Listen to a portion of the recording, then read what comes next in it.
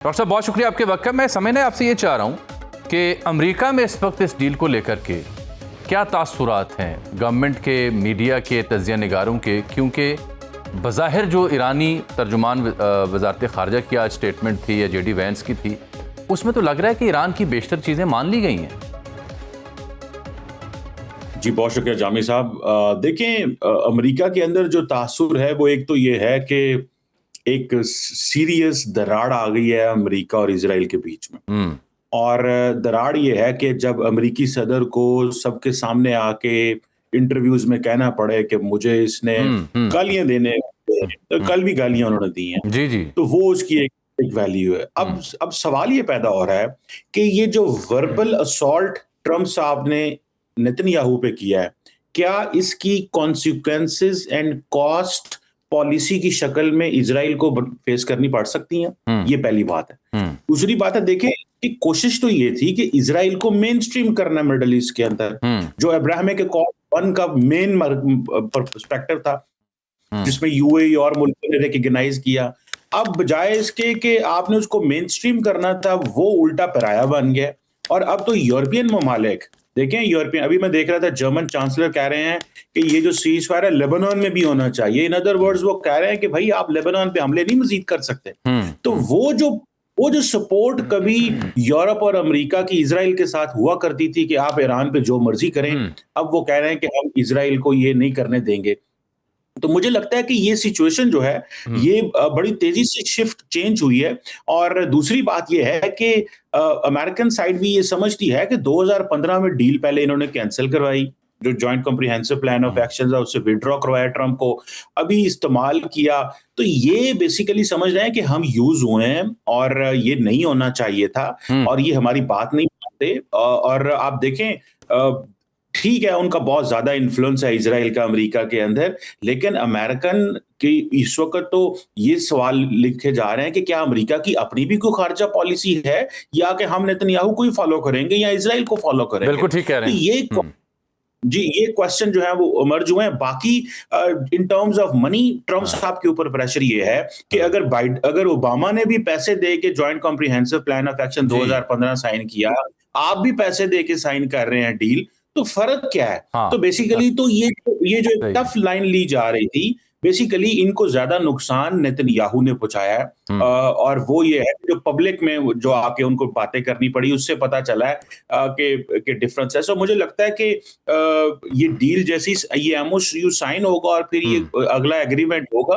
उसके बाद लेन देन काफी होगी। इजराइल अब ज्यादा समझे गंद करना चाहता है। अब देखते हैं कि ये इसको कैसे रोक पाते हैं। बिल्कुल ठीक। डॉक्टर साहब, जो आपने डिस्कस किया, इनका जो वज़ीर दिफा है वो तो कहते हैं इसराइली फौज लेबनान में अपनी मौजूदगी बगैर किसी वक्त की पाबंदी के बरकरार रखेगी। फिर इनका जो वो बेज़लेल स्मोट्रिच है वो कह रहा है कि ये एग्रीमेंट जो है with Iran is bad for Israel and for the entire free world, आगे कह रहा है पीरियड। फिर ये जो बेन गवीर है ये कह रहा है कि जी ये बड़ा बुरा मुआहदा है और ये नहीं होना चाहिए था। तो इसराइलियन ऑफिशियल्स तो पब्लिकली, और फिर नेतन्याहू की he has not spoken yet as such. तो इससे क्या मुराद ली जाए, क्योंकि ये कह रहे हैं फ़ौज जो हमने लबनान भेजी है वापस नहीं बुलाएंगे, बफर जोन वहाँ कायम किया हुआ है। तो ईरान की तो इस पर बड़ी एक वाज़ेह पोजीशन है, और मुआहदे के जो अभी तक खिदोखान है उसमें तो लबनान का जिक्र है। खुद प्राइम मिनिस्टर की शहबाज शरीफ जब अनाउंसमेंट की तो उसमें इंक्लूडिंग ऑल फ्रंट्स यानी लबनान का जिक्र किया गया था। क्या समझूँ मैं इससे? देखिए, इससे भी आगे अगर आप चले जाएं तो वो कह रहे हैं कि जो लेबनान, सीरिया और गजा के अंदर टेरिटरीज हमने होल्ड की हैं वो हम छोड़ेंगे नहीं, वापस नहीं करेंगे। तो ये है ग्रेटर इजराइल, ठीक है जी, क्योंकि आपने अपने आप को एक्सपैंड किया, आप अपने बॉर्डर से बाहर चले गए हैं बफर जोन के नाम पे, व्हाटएवर जो भी कहें आपको। दूसरी जो आप बात कह रहे हैं, देखिए ये जो बेन गुवेर वो उनका नाम ले रहे हैं, ये सारे बेसिकली ये हार्ड लाइनर फंडामेंटलिस्ट हैं। ये वो लोग हैं जिनके ऊपर नेतन्याहू की हुकूमत जिंदा है। इनको अगर आप देखें, ये बेसिकली ये कुछ लोग हैं, कुछ यानी कि मेंबर्स हैं जो पार्लियामेंट के, जिनके साथ इनका कोलेशन है और इनके ऊपर बेसिकली जिंदा है और ये अपना सर्वाइव कर रहे हैं। तो नेतन्याहू एक साइड पे इन हॉक्स को आगे करता है, ऐसे जी मैं तो मेरी वो तो जी कोलेशन है, मैं कुछ नहीं कर सकता।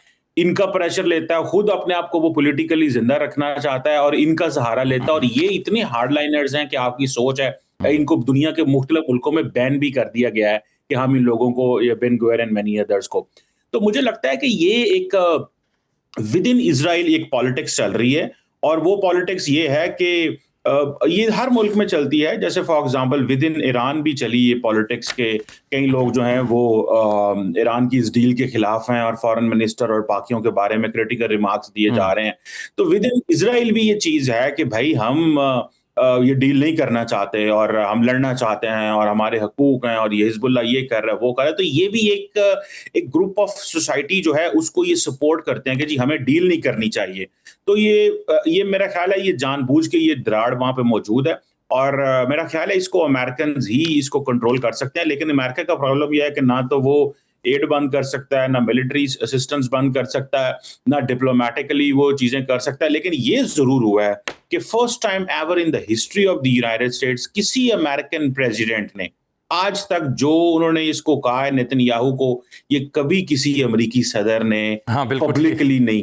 बिल्कुल ठीक। ये चीजें जो उसकी तस्दीक भी वो करते हैं अपने इंटरव्यूज में, जहां जहां बात करते हैं वो बराक रेवर्ड बिलखुसूस से कोट भी करता है अपनी स्टोरीज में। बिल्कुल ठीक कह रहे हैं sir, this will be a real problem. Doctor sahab, one last query, will it be long lasting sir? देखिए, मुझे ऐसे लगता है कि प्रेसिडेंट ट्रम्प की तो कोई एपेटाइट नहीं है इस चीज के लिए, क्योंकि उनके ऑब्जेक्टिव्स बिल्कुल डिफरेंट थे। वो एक एनर्जी डोमिनेंस के चक्कर में वहां पे गए थे, वो चीजें उनको नहीं मिली, वो उन्होंने एक दोबारा डील ले ली है। तो वो उस सेंस में तो देखिए, ट्रम्प ने नेतन्याहू ने कन्विंस कर लिया कहीं पे ट्रम्प साहब को कि हमें ऐसे करना चाहिए, और वो कन्विंस हो गए अपने पर्पसेस के लिए। वो उनको नहीं मिला तो वो अगले 2.5 साल तो कम से कम ऐसी चीजें नहीं करने। और आप इसको जस्ट कर लें कि जब ईरान ने हमला किया मिसाइल्स पे इजराइल ने, तो ट्रम्प ने कहा कि आप जवाब ना दें। तो इससे अगर आप कनेक्ट करें, बड़ा मुश्किल लगता है कि ऐसी चीज हो।